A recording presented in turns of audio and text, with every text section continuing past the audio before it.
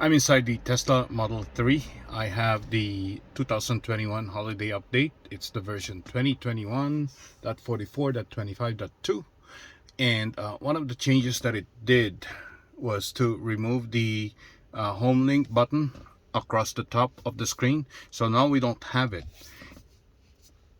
It is moved over to the controls, as you can see here, right there. But the problem is you always have to open this menu in order to access the home link button. So how do we do that?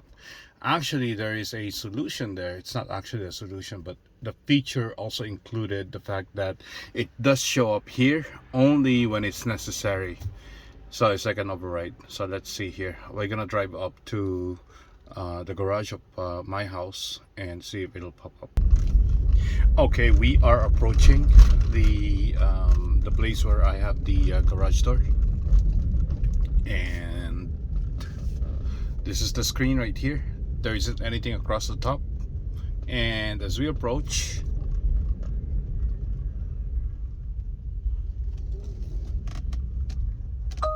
we can see that the home link showed up here, and then you have a button across the top. So it's automatic, and at the same time you can do an override here. But that's what we got for this holiday version.